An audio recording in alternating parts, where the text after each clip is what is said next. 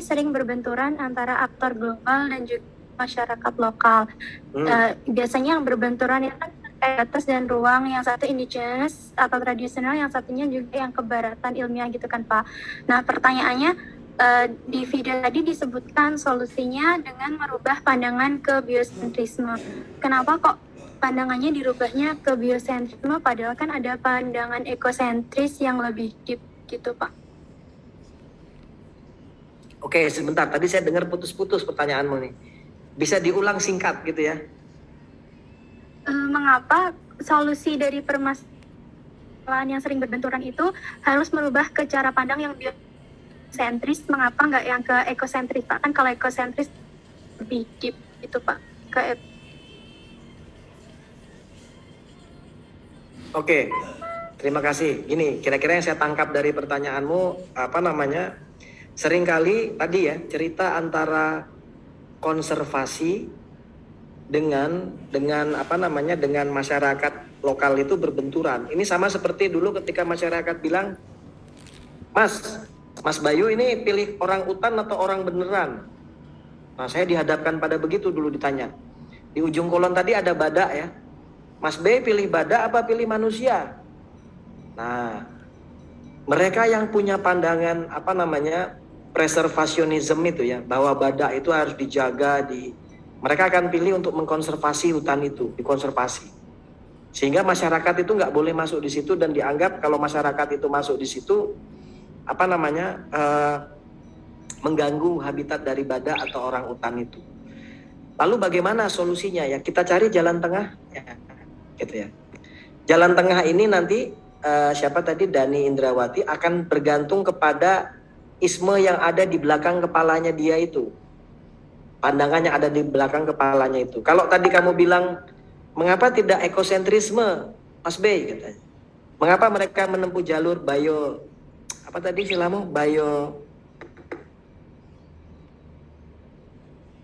biosentrisme. Biosentrisme, Pak. Nah, kenapa memilih jalan biosentrisme? Karena itu pandangannya kelompok itu. Jadi kalau kamu ketemu dengan dua orang yang berbeda pandangan, itu solusinya akan berbeda, gitu ya. Paham nggak maksud saya nih? Saya mau cerita, mau bentar membagikan slide ini ya, bentar. Nih, misalnya ini ya. Sudah kelihatan belum slide ini? Sudah. Oke. Jadi kira-kira ini ada 4 isme, ekokapitalism atau eco-modernization, ada ekososialism, ada ekofeminism, ada deep ecology. Lalu teman-teman kalau dulu pernah tahu ada kapitalisme, ada komunisme, ada sosialisme, dan isme-isme yang lainnya. Di kita muncul Pancasilaism gitu. Pandangan tentang Pancasila gitu ya. Komunisme dengan sosialisme itu akan berbeda memandang masalah. Sama seperti gerakan ini gitu. Ekokapitalism bilang penyebab kerusakan sumber daya alam itu karena kebijakannya. Karena teknologi yang tidak ramah. Sehingga kita benerin teknologi dan kebijakannya. Kalau kata orang-orang yang ekososialism, karena sistem kita terlalu eksploitatif, maka sistemnya kita perbaiki. Nah, etika lingkungannya kalau yang ekokapitalism, ekososialism ini antroposentrism. Nah, berbeda dengan ekofeminism gitu. Apa penyebabnya? Patriarki. Dunia ini terlalu patriarki gitu ya. Seolah-olah manusia itu laki-laki itu, manusia itu diibaratkan seperti laki-laki itu boleh merusak alam. Dia menjadi first people gitu ya. Seolah-olah manusia itu adalah makhluk yang paling tinggi gitu ya. Atau kalau saya sih boleh bilang kita ini hewan yang berkebudayaan, hewan yang punya nilai. Kita kan juga mamalia ya. Kita ini mirip di bumi ini kalau disejajarkan dengan hewan mungkin mirip-mirip hewan gitu ya. Tetapi kita yang paling tinggi katanya, karena kita punya kebudayaan, punya nilai, punya kepercayaan, punya paradigm yang membuat kita berbeda dengan hewan lainnya. Kita bisa bikin pesawat, monyet tidak bisa. Tapi kita juga mamalia. Nah, akhirnya cara pandang itu akan mempengaruhi etika lingkungan, aktivitas, bahkan strategi yang mereka tempuh. Kalau kamu berarti orang-orang deep ecology akan mengambil jalan ekosentrism. Kalau orang ekofeminisme akan memilih jalan biosentrism.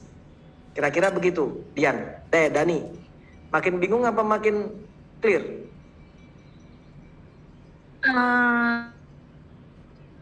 Paham, Pak. Paham ya? Jadi kita nggak berdebat mana yang paling benar. Mas Bey, menurut Mas Bey, mana yang paling bagus? Shallow ecology atau deep ecology?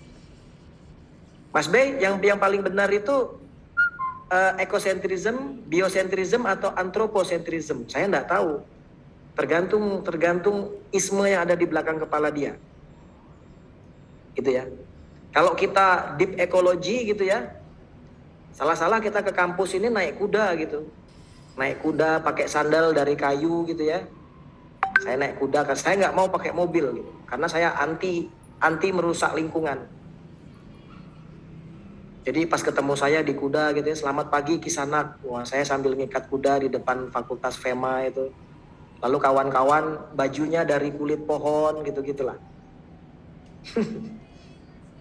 Terus kita jalan kaki ke kampus, karena kalau kita naik motor itu merusak alam kan gitu. Itu yang sangat ekstrim ya. Tetapi enggak juga dia naik motor. Tapi motornya pilih yang tidak memberikan timbal kepada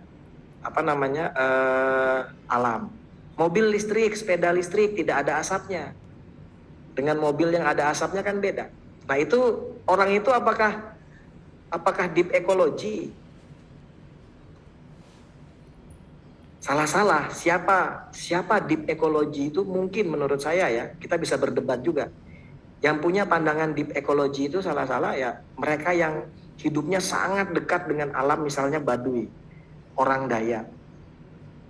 Kalau kita ini ngaku-ngaku deep ecology dan paling ekologi lah, atau dark green, hijau paling hijau, saya kira enggak. Tadi pagi saya mandi Mas B, keramas pakai sampo. Samponya ngalir masuk air, masuk gotnya masuk kemana? Dan seterusnya sampai ke sungai. Kemudian pakai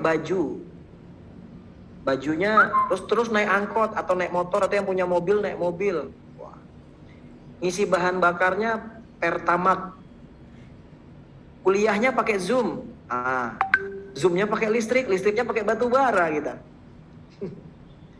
Lah gimana Mas B, kan listriknya dari PLN kita. Begitulah teman-teman. Jadi kuliah ini tidak mengajarkan soal kebenaran, karena kebenaran itu sedang kita diskusikan hari ini. This is true, that is true, but what is the truth? Gitu ya. Apa itu? Apakah ekosentrism yang paling benar, atau biosentrism, atau anthropocentrism, tergantung. Teman-teman pernah dengar LSM, saya sebut merek aja ya, Walhi misalnya. Greenpeace, lalu di Bogor ini ada Sayogyo Institute, ada konsorsium pembaruan agraria. LSM itu ya punya misi utama yang beda-beda, punya tipe organisasi yang beda-beda, bahkan jaringan sampai di level desa. Pernah dengar TNC? Tadi kuliah ada TNC. Apa TNC tadi? The Nature Conservation. TNC pasti pandangannya konservasionisme. Dia LSM internasional, punya jaringan sampai daerah, sampai di desa. Taman-taman nasional dan lain sebagainya itu ada jaringan-jaringan mereka. Teman-teman pernah dengar Greenpeace? Ini yang paling sering di TV gitu ya. Siapa yang pernah dengar Greenpeace tadi? Sorry kawan, siapa namamu? Cynthia, Bapak. Cynthia, apa yang kamu dengar tentang Greenpeace, Cynthia? Saya matikan slide-nya ya, supaya saya bisa lihat semua mahasiswa. Kalau Greenpeace, apa pengetahuanmu tentang Greenpeace, Cynthia? Ya, saya ngelihatnya di IG sih, Pak. Jadi di IG? bergerak di, iya Pak, bergerak di ini Pak, gerakan kayak aktivis lingkungan gitu, tentang ya isinya tuh info-info mengenai keadaan lingkungan saat ini di dunia gitu.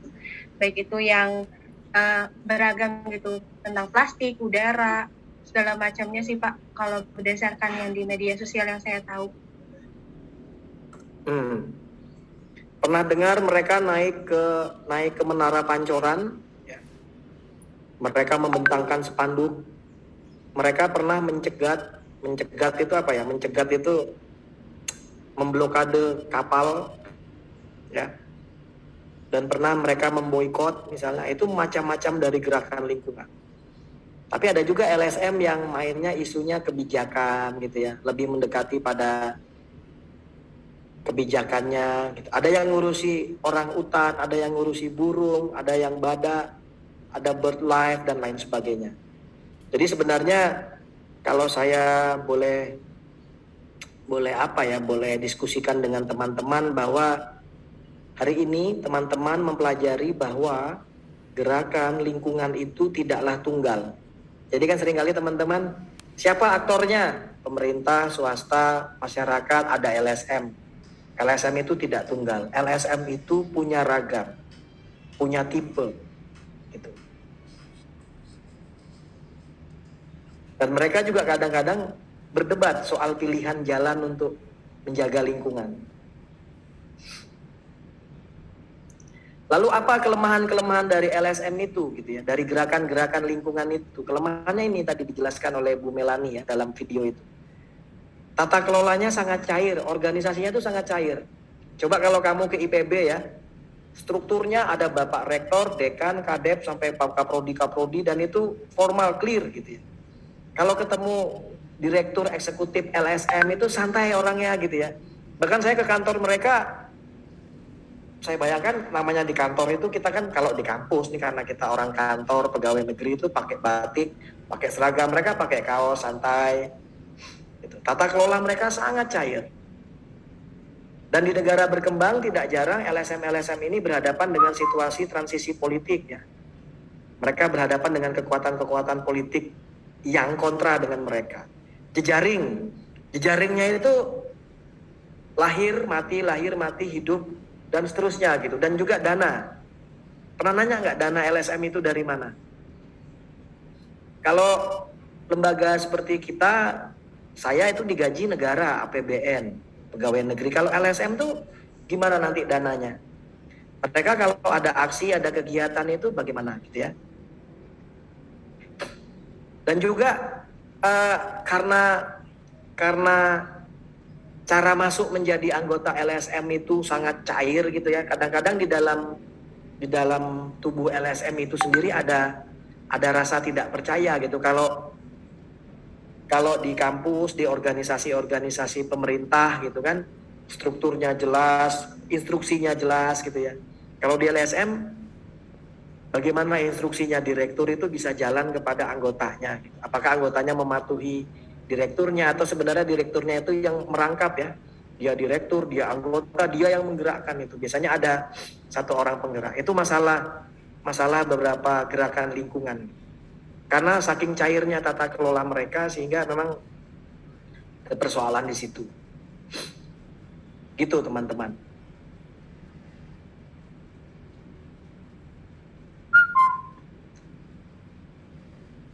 Jumlah anggota bervariasi, betul. Ideologinya bervariasi, betul. Jaringnya juga bervariasi, betul. Nah, nanti teman-teman coba setelah ikut mata kuliah ini dilihat apa saja ragam gerakan lingkungan yang teman-teman ketahui. Tidak usah jauh-jauh ke Eropa atau ke level global ya. Di Indonesia aja. Coba apa saja gerakan-gerakan lingkungan yang teman-teman di Indonesia. Saya juga mau testing the water ini. Sejauh mana pemahaman teman-teman terhadap, kalau kuliahnya bisa dibaca ya, PPT-nya ini bisa dibaca, bisa diulang-ulang. Tapi coba sekarang teman-teman tahu gerakan lingkungan itu apa saja? Walhi, oke. Apa lagi?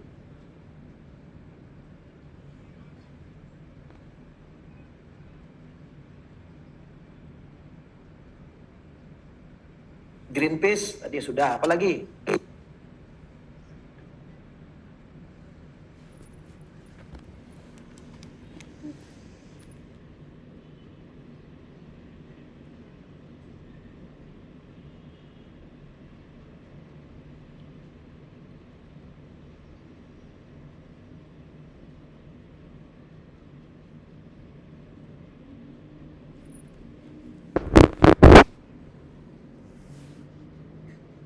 Halo teman-teman. Ini jarang baca berita kali ini, banyakan nge-zoom nih. Mahasiswa tuh harus baca koran, nonton berita, main IG ya. Di IG itu juga ada beberapa gerakan-gerakan yang lewat sosial media gitu ya. Coba Walhi, Greenpeace, apalagi yang pernah teman-teman dengar? Ines Go Green, Pak. Apa? Ines Go Green. Ines Go Green, ngapain dia? Itu kayak komunitas pemuda gitu, penggerak tentang Go Green. Biasanya kayak oprek gitu, terus ada aksi kayak nanam mangrove gitu-gitu. Oke. Itu level mana tuh? Kalau saya lihat di Instagramnya kayaknya nasional, Pak. Level nasional ya? Oke.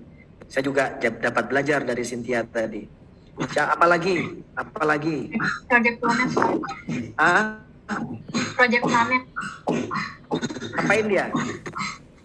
Sama sih Pak, jatuhnya tentang sustainable gitu-gitu Pak.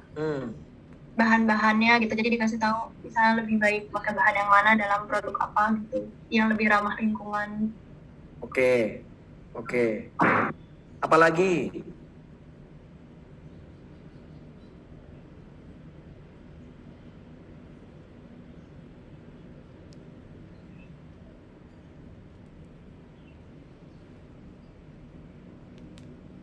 Oke, nanti teman-teman cari sendiri ya teman-teman ya.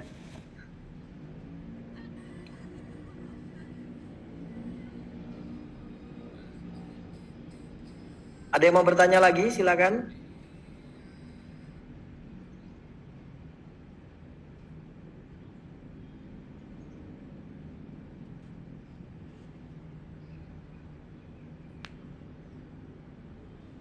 Ini tokoh-tokohnya dulu ini ya, tokoh-tokoh gerakan lingkungan.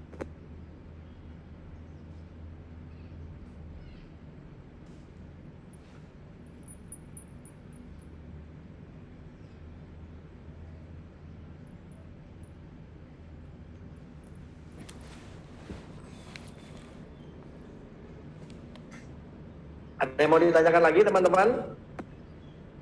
Nanti paham ya, LSM tipe pembangunan, ekopopulis, konservasionis. Ini kok LSM ini Mas membela masyarakat adat, dia membela masyarakat sekitar hutan tradisional bahwa mereka harus harus dilindungi juga Mas gitu. Karena para konservasionis itu kadang mengabaikan masyarakat yang ada di sekitar hutan, mengabaikan manusia. Konservasionis itu sibuk melindungi satwa-satwa langka gitu ya, melindungi spesies langka baik flora maupun fauna, tetapi manusianya tidak dipikirkan gitu. Ada juga yang mikir itu gitu ya. Nah, mengapa itu berbeda? Kembali lagi pada ideologinya, misi utamanya, tipe organisasinya seperti apa.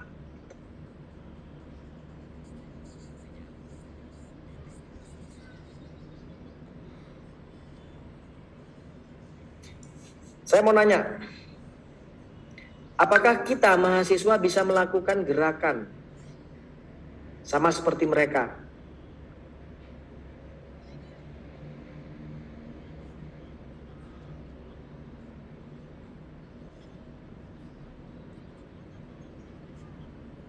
Ini di ruangan ini sekarang ada 68 orang termasuk saya. Kita bisa nggak menjadikan kita ini 68 ini menjadi gerakan lingkungan? Bisa Pak. Bisa, Pak. Nah, yang tanggung jawab bisa tanggung jawab. Yang kelihatan di saya tadi Kansa nih. Gimana caranya? Jangan belajar teori aja kita. Iya Pak, misalnya ngelakuin gerakan sama menyebarkan gerakannya gitu, Pak. Lakukan gerakan dan menyebarkan gerakannya. Apa gerakan kita? Kita mau bergerak-gerak apa ini? Kalau di manusia sih Pak, ya yang menjaga lingkungan tapi tetap di manusia Pak.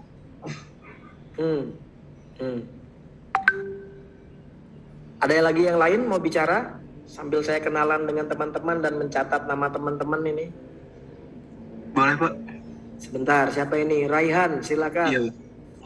Ya mungkin gerakannya semacam ini ya Pak. Kan kita kan selama ini udah mempelajari gitu tentang alam gitu. Misalnya kerusakan, setiap apa yang kita lakukan itu bakalan terjadi apa gitu. Sebab akibat itu gimana. Nah dari itu kita bisa menerapkan gitu.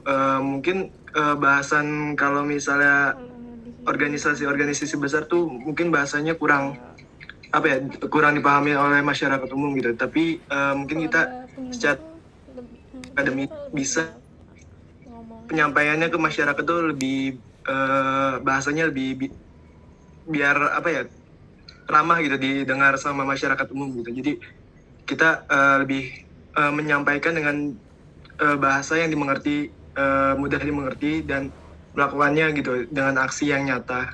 Itu Oke. sih Pak. Oke. Kalau begitu level gerakan kita apa berarti, Raihan? Gimana Pak? Level gerakannya kita bisa bergerak di mana? Lokal, nasional, global atau gimana? Mungkin bisa secara lokal dulu Pak, karena yang target kita kan yang terdekat dulu. Kalau misalnya untuk nasional mungkin bisa, tapi gerakannya nggak cuman mahasiswa yang sekitar kita doang. Kita jadi membuat apa ya, gabungan dari mahasiswa tiap universitas gitu Pak.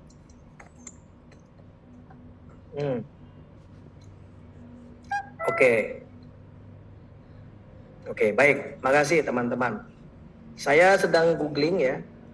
Jadi sebenarnya saya optimis gitu ya, gerakan ekologi manusia yang dilakukan teman-teman itu bisa menjadi salah satu bagian dari gerakan lingkungan kita ini, gitu ya.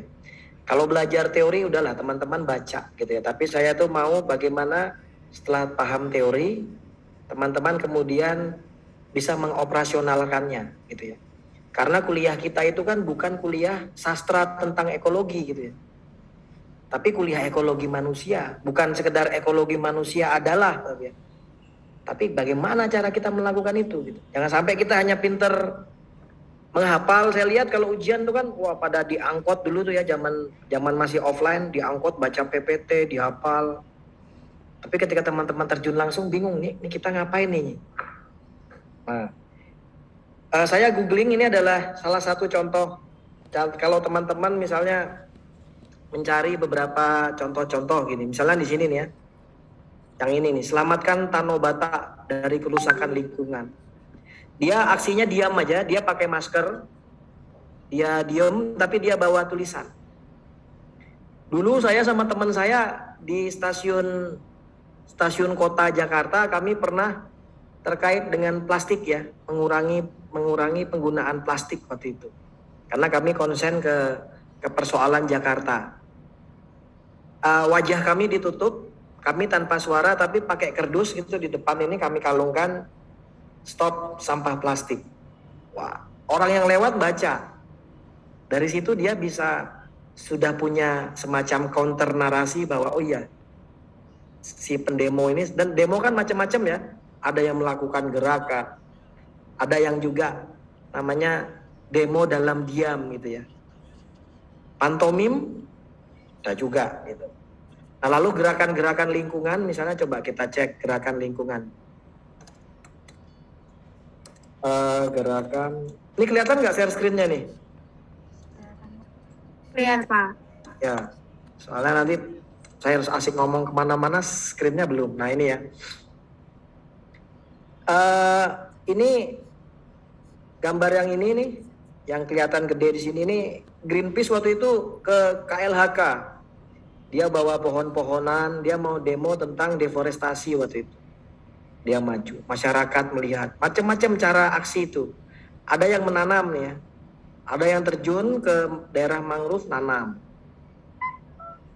Ada juga yang demo aksi gitu ya.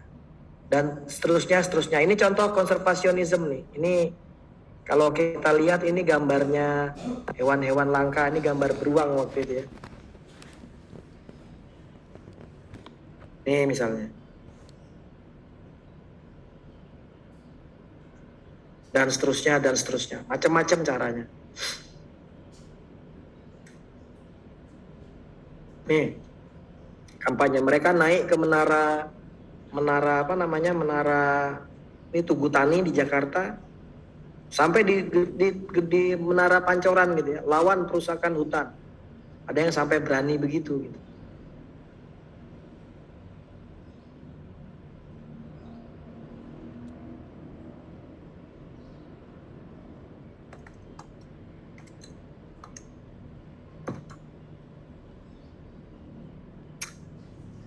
Ini isu-isu orang hutan, isu-isu apa namanya yang ada di Borneo, Kalimantan waktu itu ya.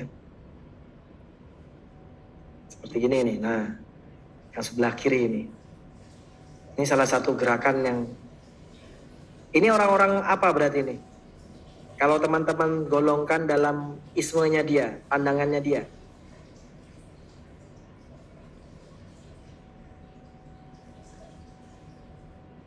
Ini nih yang demo pakai kostum orang hutan, mereka turun ke jalan, Mr. President save me, kata mereka. Konservalis, Pak. Kenapa? Karena konservasi itu makhluk hidup hayati. Oke, orang hutan ya, spesies langka. Mereka pengen mengkonserv, menjaga itu. Karena mereka inilah yang termarginalkan gitu ya. Hewan ini mau punah, jadi harus dilindungi. Oke. Ada lagi pertanyaan dari teman-teman? Kita diskusi saja ya. Karena teman-teman sudah dapat bahan kuliahnya.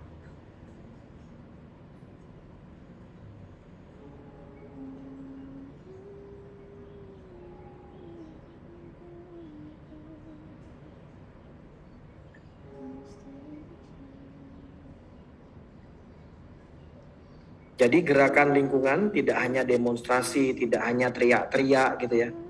Melakukan aksi-aksi mulai dari level lokal sampai level global, itu bisa kita lakukan. Apalagi sekarang ini yang belum kita bahas sebenarnya environmental movement di era 4.0. Jadi saya melihat gerakan lingkungan di era 4.0 ini mengalami perubahan. Dulu itu kan hiruk pikuk di jalan gitu ya. Sekarang saya lihat itu pindah ke sosial media, Change.org. Bagaimana Change.org itu bisa mendorong suatu gerakan sampai negara membatalkan keputusan tertentu. Bayangkan itu sekedar tanda tangan kita. Kita kumpulkan tanda tangan banyak-banyak, kita dorong, kita blasting di media sosial, kita ramekan media sosial, kita bisa melakukan itu. Jangankan begitu tuh, kita bisa.com ya, bisa menggalang dana untuk bantu orang aja bisa, tanpa orangnya bertemu. Nah ini menarik nih ke depan, bisa juga dijadikan bahan diskusi kita ya. Bagaimana model gerakan lingkungan di era 4.0. Ditambah pandemi kayak begini, kita kan tidak pernah menyangka bahwa kuliah akan seperti ini. Gerakan lingkungan Mas Bay berubah nggak Mas? Boleh jadi berubah. Skenarionya berubah. Ini bisa menjadi digital movement ini. Ya. Jangankan gerakan, TikTok aja bisa terkenal, kenapa kalian enggak? Mas Bay bisa nggak TikTok untuk gerakan? Bisa.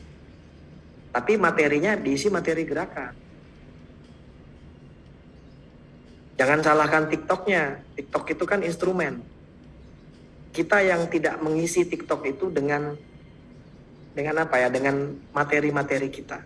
Mari kita rebut TikTok misalnya untuk gerakan konservasionisme, bisa itu.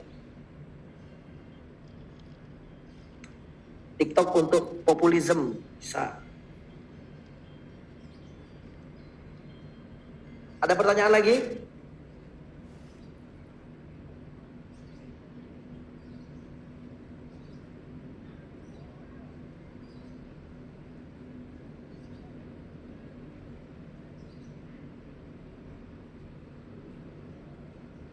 Nah, ini dalam konteks politik konservasi tadi ya, teman-teman kan sudah belajar tentang keanekaragaman hayati, biodiversity gitu ya. Nah, ketika kita belajar gitu ya bahwa ada dikotomi antara pengetahuan dan kekuasaan, yaitu pengetahuan tadi yang ada di masyarakat lokal dengan pengetahuan global atau science up, pengetahuan yang di luar masyarakat tadi. Jadi ada local knowledge, ada tacit knowledge yang sifatnya lokalitas tidak tertulis ya. Biasanya itu adalah legenda-legenda, dongeng, cerita, dan itu biasanya juga disebut sebagai indigenous knowledge dengan traditional knowledge versus scientific knowledge yang dihimpun dari keilmuan-keilmuan kita seperti ini. Biasanya orang-orang kampus nih, akademisi. Dikenal universal knowledge, western knowledge, dan modern knowledge. Pengetahuan yang modern. Tapi sejauh mana pengetahuan itu modern? Waktu itu kita diskusi tentang tata ruang. Ternyata sebelum kita main GPS, sebelum kita bikin tata ruang zonasi wilayah, masyarakat Baduy seperti saya ceritakan tadi, Ngatatoro sudah membuat itu gitu. Dan itu dari local knowledge dia. Aturan mereka itu tidak tertulis loh, tapi dilaksanakan. Kalau aturan kita apa? Tertulis, tapi dilanggar. Lampu merah apa lampu merah? Kalau lewat di simpang 4. Lampu merah berhenti mas. Lampu hijau jalan. Kalau lampu kuning apa?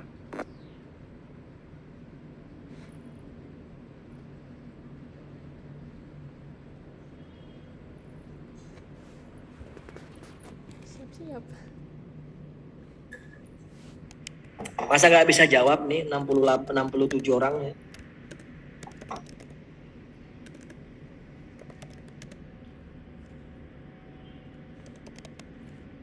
Halo? Siap-siap, Mas B. Siapan Pak? Iya. Siap-siap maju Pak. Lampu kuning siap-siap. Hati-hati. Hati-hati.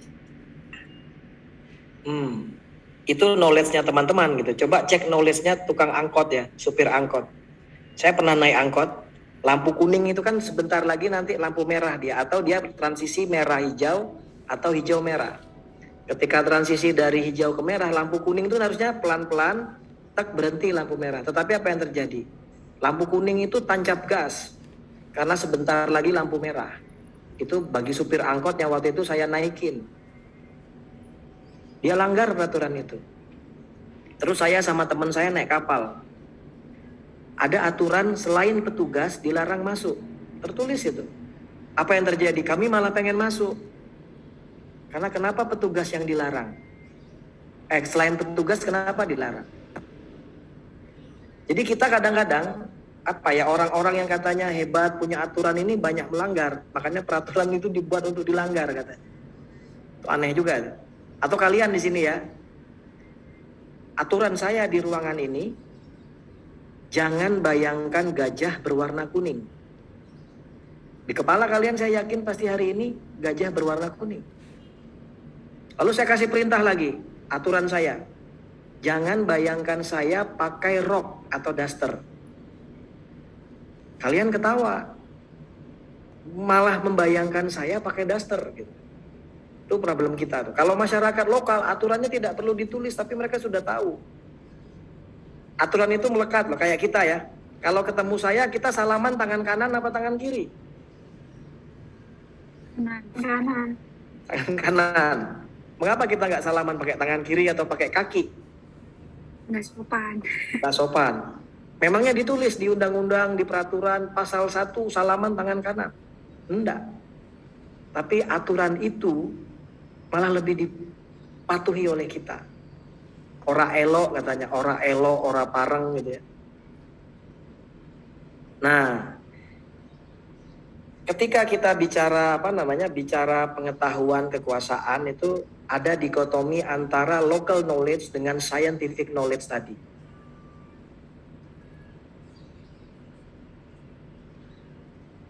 Mas, mana yang benar antara scientific knowledge dan local knowledge? Nah, nggak bisa saya menjawab itu dengan baik, hitam putih gitu ya.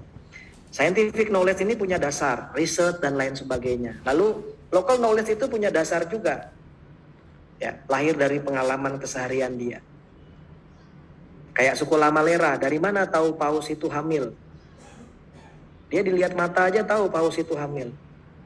Coba di sini anak IPB nih, saya tanya tuh paus hamil apa enggak? Wah ini harus di USG dulu mas, ya kelamaan. Masyarakat lihat aja set, hamil nih paus. Coba dari mana tuh asalnya tuh, pengetahuannya itu. Ya. Nah kadang-kadang yang local knowledge ini dianggap tidak ilmiah, gitu. Dianggap tidak ilmiah, dianggap kuno, dianggap tradisional. Seolah-olah yang tradisional itu kalah lah sama yang modern, yang dari barat. Enggak juga. Jangan-jangan kita itu harus banyak belajar dari masyarakat Baduy ya. Dari orang Dayak, bagaimana relasi antara manusia dengan manusia dan manusia dengan alam. Jangan-jangan yang kita sebut sebagai konservasionisme, ekosentrisme itu sudah diterapkan oleh orang-orang yang belajar local knowledge tadi loh. Jangan-jangan ekologi manusia ini, kalau kita mau belajar, kita boleh jadi harus banyak belajar pada masyarakat lokal.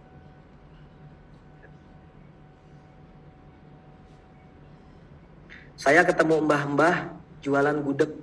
Sehari dia jualan gudeg itu 15 atau 25 gitu, saya lupa. Ketika gudegnya yang 25 itu sudah laku habis, dia pulang. Meskipun pembelinya banyak yang nanya. Kalau kalian apa? Tambah lagi jualan. Ingin mencari untung yang sebanyak-banyaknya. Tetapi mbah tadi enggak. Saya itu cukup segini mas. Kalau sudah dapat uang segini saya pulang. Karena sudah cukup. Masyarakat berburu protein di hutan ya. Masyarakat nebang pohon itu 1-2 untuk bangun rumah adat dia. Coba kita datang nebang pohon. Habis pohon ditebang semua. Selama masih bisa kami tebang mas B, kami kirim ke luar negeri, kami tebangin semua ini. Kalau mereka enggak. Kalau kami tebang semua pohon, kami kan hidup di sekitar hutan, Mas. Nanti kalau banjir, kalau alam ini rusak, longsor gimana? Nah, itu. Jadi siapa sebenarnya yang pintar di sini gitu ya? Siapa sebenarnya yang cenderung destruction terhadap alam? Siapa? Ada pertanyaankah sampai sini? Ini saya kok lama-lama haus nih kayak ceramah begini nih. Mudah-mudahan teman-teman menyimak ya. Menyimak apa yang saya sampaikan gitu.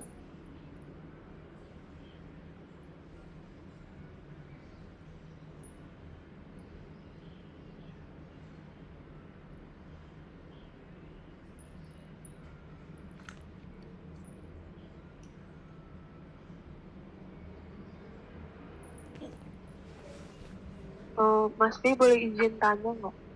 Bentar, siapa namamu? Arum. Arum Putri. Oke, Arum silakan. Izin tanya tentang gerakan sosial lama itu kan dulu pengorganisasian itu ketat dan terpusat, tapi kalau baru tuh jadi lebih luas dan longgar. Nah, di kendala gerakan lingkungan juga tata kelola kegiatan itu lebih cair gitu. Nah kan bisa diartikan juga lebih luas dan longgar, tapi malah jadi kendala. Apakah yang sebenarnya itu ketat dan terpusat itu lebih baik atau gimana ya Mas? Terima kasih. Ya. Dulu ya, gerakan sosial lama itu sangat dipengaruhi oleh pemimpinnya. Pemimpin itu top down gitu ya. Dia bisa kasih perintah dan anak buah itu harus melakukan itu. Nah, kemudian yang baru ini cenderung lebih terdesentralisir. Ada delegasi kewenangan itu. Misalnya ada walhi cabang ada walhi nasional ya, ada namanya walhi nasional, lalu ada walhi daerah di Sumatera Utara, di Palembang itu Sumatera Selatan juga ada, dan seterusnya. Nah, kalau dulu gitu ya, ketika ketuanya perintah A, semua ini ke bawah harus A. Tetapi karena sekarang itu di daerah, di tingkat lokal itu punya masalah masing-masing, punya keunikan masing-masing, ya mereka harus mengcapture atau mengadres isu-isu lokal di situ. Yang boleh jadi ini berbeda dengan yang di pusat. Ini sebenarnya sejak kita memasuki reformasi itu paling gampang saya kasih contoh. Partai politik dulu sangat sentralistik, sangat top down. Setelah reformasi sangat terdesentralisasi ya. Di pusat partai A dan partai B ini tidak berkoalisi, bahkan saling bertentangan. Tetapi di tingkat kabupaten, di tingkat provinsi di pusatnya tadi berbeda pandangan, di tingkat lokal itu malah berkoalisi gitu. Itu terjadi itu. Nah, apakah desentralisasi ini suatu hal yang buruk? Kita pilih yang terpusat saja, pilih top down, tergantung juga itu. Ya. Tapi memang karena gerakan sosial ini yang baru itu ya, yang the new social movement ini adalah sangat desentralistis, sangat cair, sangat longgar. Masing-masing orang boleh berpendapat, sangat partisipatif. Pasti kelemahannya adalah lama, tata kelolanya terlalu cair. Tapi kalau yang ketat, kelemahannya inovasi-inovasi dari bawah itu tidak bisa cepat lahir. Siapa yang di sini misalnya punya orang tua tentara? Coba kalau tentara apa di situ pengorganisasiannya? Ketat dan terpusat. Mana ada tentara misalnya Sidik dan Ai ini prajurit saya. Sidik dan Ai maju ke depan. Tunggu dulu Mas B, kita rapat dulu secara demokratis. Kita maju ke depan apa ke kanan? Nggak bisa, kita udah buru tembak musuh. Tentara itu perintah, instruksi. Jelas. Nah kalau di gerakan-gerakan gitu ya, itu terdesentralisasi.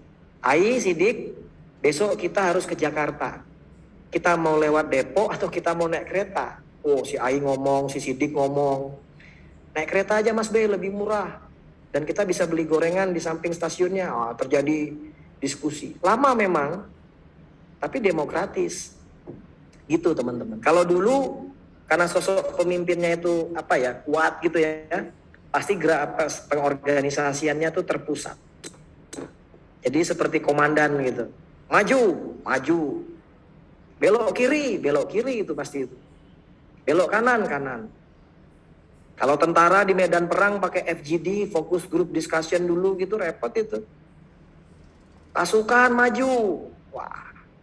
Maaf komandan, kita rapat dulu, diskusi. Harus partisipatif, bottom up. Anggotanya ada 500. Wah. Masing-masing bersuara. Keburu Belanda datang lagi kita. Gitu teman-teman. Apakah yang ketat itu bagus Mas B, yang terpusat? Tergantung. Apakah yang terdesentralisasi itu lebih bagus? Tergantung bentuk organisasinya itu apa. Kadang-kadang yang top down diperlukan juga menurut saya loh ya, pada konteks tertentu. Penanganan bencana misalnya ya. Gunung Merapi meletus, itu pasti ada satu komandonya waktu itu. Misalnya Mbah Marijan di tingkat lokal ya. Kata Mbah Marijan, tenang. Coba pas bencana semua orang ngomong, bayangkan itu. Woi bencana. Yang satu, iki larine nang ndi Mbah, ngetan, ngulon. Wah semua chaos. Satu komando. Ya. Tapi kalau kita mau mencari usulan-usulan, pandangan-pandangan ya pakai yang bottom up, yang partisipatoris. Gitu. Kelemahannya ada lama biasanya. Lama itu pasti, butuh waktu. Ada lagi pertanyaan tadi siapa? Udah clear ya Arum? Iya, clear Mas B. Kamu sendiri mau yang top down atau yang bottom up? Digabung aja deh kalau gitu. Digabung ya? Kalau digabung berarti tengah-tengah? Iya. Nah, ini saya mau kasih tahu ke teman-teman. Cara berpikir paling klasik adalah membuat oposisi biner. Tahu nggak oposisi biner ya? Oposisi biner itu sesuatu itu ada di ekstrim ujung kanan dan sesuatu ada di ekstrim ujung kiri. Ada hitam, ada putih. Itu ciri-ciri cara berpikir klasik. Selalu oposisi biner. Kanan, kiri. Hitam. Hitam apa? Putih. Putih. Hitam putih itu kalau cara berpikir kita seperti ini, oposisi biner. Tapi kalau cara pikir modern sekarang, di antara hitam dan putih itu ada abu-abu. Tetapi abu-abu juga tidak tunggal. Ada abu-abu agak hitam, ada abu-abu agak putih. Jadi dunia ini bukan tentang oposisi biner hitam putih, tetapi jangan-jangan kita seperti bandul gitu ya, degree, derajat di antara hitam dan putih itu. Makanya muncul broken white, muncul grey dan lain sebagainya. Ternyata grey pun, grey-nya Sidik dengan Ai itu bisa beda, atau grey-nya saya dengan Arum bisa beda. Gitu teman-teman. Jadi susah kita mendikotomikan itu sangat hitam dan putih itu ya. Biasanya dinamika kehidupan sosial itu dia berayun di antara hitam dan putih atau kanan atau kiri. Seperti ada LSM yang bilang begini. Kan ada seringkali kalau teman-teman aktivis kan bilang, kamu kelompok kiri atau kelompok kanan? Tergantung tuh ya. Nah, dia bikin tagline begini kira-kira. We are not left nor right, but we are in front, kata dia. Apa artinya? Kami bukan kiri, kami bukan kanan, tapi kami di depan, kata dia. Hebat juga dia itu. Dia pengen lepas dari perdebatan tentang tadi. Lama baru, kanan kiri, anthropocentrism, ecocentrism, shallow ecology, deep ecology, it's okay sebagai oposisi biner. Tapi jangan-jangan yang sulit bagi kita pas menganalisis itu degree of deep ecology atau shallow ecology-nya itu. Seberapa dangkal? Jangan-jangan dia ini dangkal-dangkal agak dalam nih. Antara hijau pekat dengan hijau muda, hijau pucet kata Bu Melani. Tapi seberapa pucet? Itu teman-teman. Ya. Jadi setelah belajar ini makin rumit ya. Ini makin rumit Mas. Nah, iya. Dunia ini rumit, kompleks kalau kita jelaskan. Lalu Arum, kamu deep ecology atau shallow ecology kalau kita tanya? Bingung Arum itu jawab tuh. Ini Siva nih yang ketawa-ketawa juga senyum-senyum kalau saya tanya. Siva, kamu deep ecology atau shallow ecology? In the middle, Mas. Middle-nya seperti belah semangka 50-50 gitu atau agak-agak ke shallow dikit atau ke deep dikit? Apa iya kamu bisa di tengah-tengah bener? Gimana konteksnya mungkin ya? Oke. Kita masih punya 6 menit, ada lagi yang mau bertanya? Mas B, aku udah nanya. Bentar, siapa nih? Sidik. Oh, Sidik lagi, Iya. yang lain. Tapi oke lah, Sidik lagi, gak apa-apa. Aku kan nanya ini Mas B, sebenarnya LSM itu fungsinya apa? Karena di benak kita itu kayak LSM tuh kayak pemuda Pancasila yang kayak narik-narikin uang ke jalan-jalan gitu Mas B. Iya, oke. Wah, ini untung nggak direkam nih kayaknya nih ya. Oke. Seringkali kita melihat itu kan ada istilah kalau kita guyonan di gerakan itu ada LSM plat merah, plat kuning dan plat hitam gitu ya. Karena semuanya pakai nama masyarakat gitu. Dulu LSM itu NGO, non-government organization.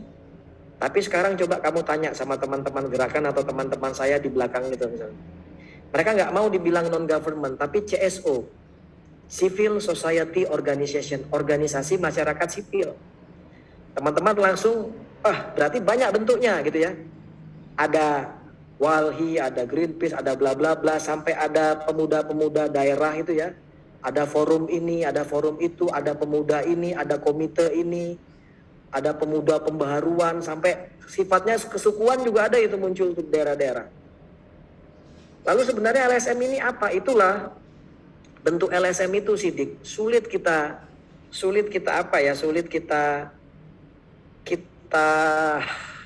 bikin kayak hitam putihnya gitu Sidik. Kamu kan sudah sebut tadi ada gerakan pemuda ini. Ya betul itu ada. Begitu kamu lihat ternyata nih arahnya kok ke situ gitu ya. Ada lagi forum ini, orangnya ke sana. Ada front ini ya. Ada front hijau, ada front ini, macam-macam itu. Tapi itu LSM Mas B. Ya, mereka organisasi. Kalau di peraturan disebutnya ormas ya, organisasi massa. Nanti coba kamu buka peraturan di negara kita, ada organisasi massa, ada namanya perhimpunan ya, ada yayasan. LSM itu bentuknya bisa seperti di dalamnya tadi. Kamu baca undang-undang tentang yayasan atau bagaimana negara mengatur LSM itu macam-macam. Lalu ada juga organisasi, kalau era Pak Harto itu namanya OTB, organisasi tanpa bentuk.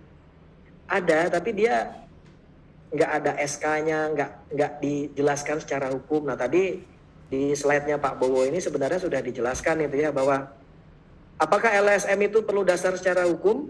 Kalau di dalam tubuh negara iya. Dia harus didasarkan pada juridis hukum. Ada SK Kemenkumham itu. Jadi sidik mau bikin LSM bisa. Tapi yang legal itu lapor kepada Kementerian Hukum dan HAM. Nanti keluar SK-nya. Tapi ada juga yang tidak ber-SK. Karena legal tidak legal itu kan urusan negara. Gitu sidik. Saya nggak bisa jawab lebih jauh ya karena di situ ada merek. Nanti apalagi kuliah online ini kan, wah kata Mas Bayu LSM ini begini gitu nggak. Saya nggak berani bicara tentang itu. Clear sidik? Ada juga LSM yang dibentuk oleh negara. Misalnya tadi kan ada LSM plat merah, plat hitam, plat kuning, macam-macam. Ada yang juga dibentuk karena kepentingan tertentu ketuanya. Bisa jadi itu. Apakah ia benar-benar memperjuangkan rakyat? Gitu ya. Mari kita cek. Teman-teman sudah punya panduan. Lihat paradigmanya, lihat pandangannya, dan lain sebagainya.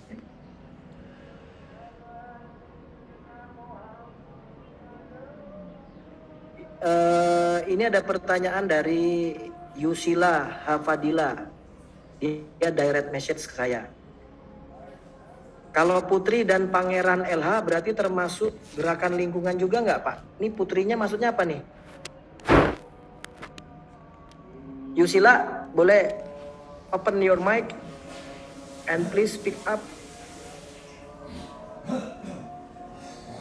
Putri dan Pangeran lingkungan hidup ini maksudmu apa? Apa yang ada kompetisi Putri dan Pangeran lingkungan hidup itu loh Pak. Oh, pemilihan duta-duta gitu ya, duta lingkungan, duta mangrove dan lain sebagainya. Menurut saya itu belum termasuk gerakan lingkungan. Belum itu belum menjadi gerakan. Karena baru milih 1-2 orang yang mau dijadikan dutanya. Kalau gerakan lingkungan itu coba kamu cek pada aktivismenya, aktivitasnya. Ya. Dan dia memberikan impact nanti secara global. Nah, kalau nanti dutanya ini punya aksi, nah aksinya itu yang kamu potret. Jangan fokus kepada dutanya. Tapi di kita repot juga ini ya. Ada orang berbuat salah, kemudian dia malah jadi duta gitu. Saya melanggar lalu lintas, malah saya jadi duta lalu lintas gitu. Bingung juga kita. Tapi duta-duta ini belum gerakan lingkungan. Dia harus menjadi aktivisme. Gitu. Yusila. Berarti harus ada aksinya gitu dulu ya Pak baru. Nah, iya namanya gerakan. Pak. Misalnya kamu, Mas B, saya ini duta IPB, ya kamu baru duta IPB. Tapi sudah mempromosikan IPB atau belum? Belum. Baru dutanya aja, baru fotonya pakai jas, saya duta harimau, boleh lah. Saya duta orang hutan, tapi diem aja di rumah, ngapain? Oke Pak, makasih Pak. Oke, jadi jangan lupa ya namanya gerakan lingkungan itu dia menjadi aktivisme. Nah, jadi alat analisisnya itu ada di sini tadi nih ya.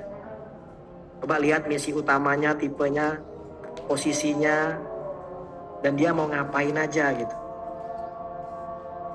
Tapi duta tadi kita nggak tahu dia konservasionis, populis atau developmentalis, itu perlu dicek juga tuh. Gitu. Oke teman-teman ya.